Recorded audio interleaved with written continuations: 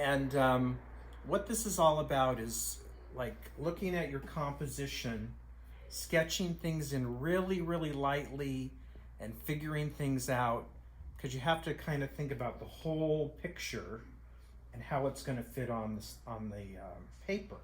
Now, some things I'm going to lose. Probably you can see I'm going to probably lose some of the plants, but I could always make things a little bit smaller too. I want to make what's best for the drawing.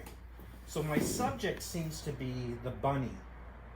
So I'm just going to come in and really kind of roughen really, really loosely a shape that's going to be for my bunny. And I got the ears here. I'm just going to keep it really loose right now because I've got a few other things to put in. So that's going to be my bunny shape, really loose. Then I'm going to see how high that little sculpture is of that little, I guess it's like a pagoda or a little building. And I just want to come in and put this in really roughly. What I'm not doing is like, I'm just not starting in one area and making it beautiful. My details will come afterwards. But I want to come in right now and just put in the shapes. And then I can come in later and clean everything up. But right now I'm just looking at where I'm placing everything. So in the foreground I have this apple, so I'm going to put the apple in right here. And it looks like it's tilted a little bit, so I want to tilt it this way. And then put on his other arm, and then I've got a pear kind of coming out here. Now I'm raising the pear up a little bit so it's a little bit more visible. These things can be adjusted as I go back in to finish the drawing. And then I want to put that little box. Now the box is in perspective, so I've got these straight lines I've got to put in. I'm looking a little bit down on the top, so I'm going to see a little bit of the top of the box. So this is going to be going this way, this is going to be going the same way, and this line is going to mimic this line. Now I'm only seeing a little bit of the top of that, so I'm keeping it very, like a thin slice, kind of like that. This would determine for me the corner. Now all these lines are parallel, so this line would be going the same direction of this line, and I've already established this line, so that's going to be going the same direction as that line, and these will be the same as well. So I've created that little box. So again, this is going this way, this is going this way, these are heading off in this direction, this is coming down, this is coming down, this line and this line are going in the same direction, this and this line are going in the same direction. So I created the box, I'm looking down on the box from where I'm seated. Okay, so this is what I was telling you about the flower. I've got the little flower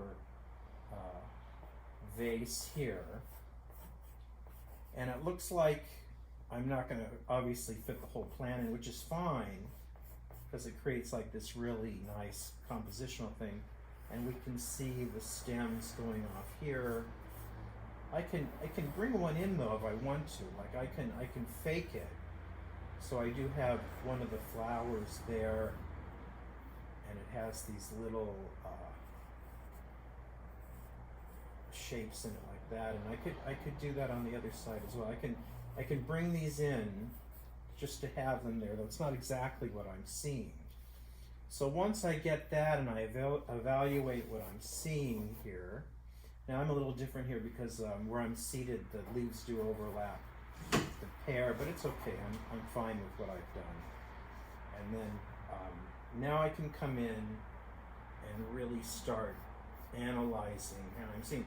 And I'm keeping it really light still, depending on how I'm going to finish this.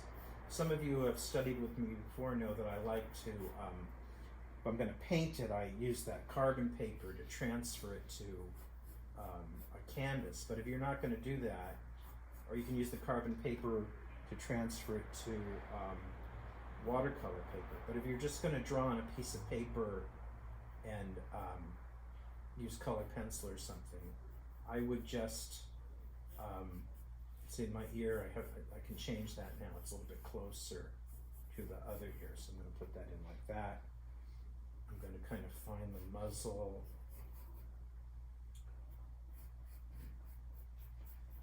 I can make this a little more fluffier. She's got a nice little bow, so I'm going to put the little bow on. And then the leg is coming out a little bit more. There's a little arm dropping off to the side. We're seeing a little bit of the pad on the bottom of the foot, so I can play that up. Pull that around like that. His tummy is coming out this way, and I see the other little leg is going behind the apple. I drew the other leg in just so I can make sure the rabbit is planted on the table correctly. So it's good to draw through things. So I'm going to come in here now and do my apple.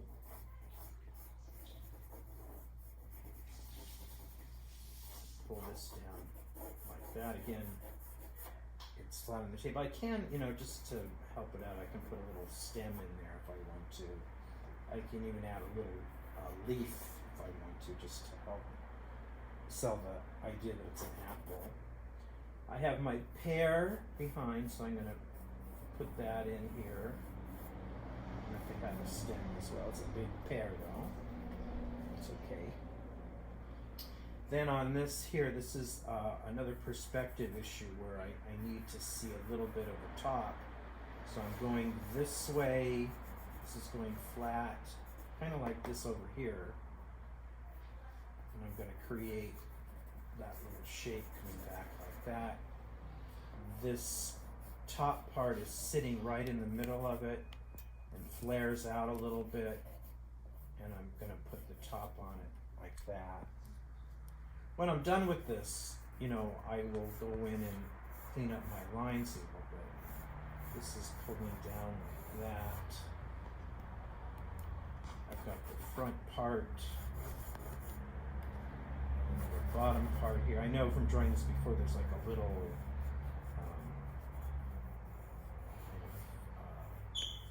tunnel at the bottom of that.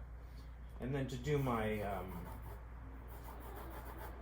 the little windows on there, I can just make 2 lines down and 2 lines across, 2 lines across, and just color these in. That will be my windows. And get rid of the other lines here. It's a little bit like a tic-tac-toe game. And then it looks like I have a little bit of a shadow here, so that's kind of cool. And then just to, I want to make sure I have the back. Remember, I put him up away from the edge of the paper because he's sitting on the table.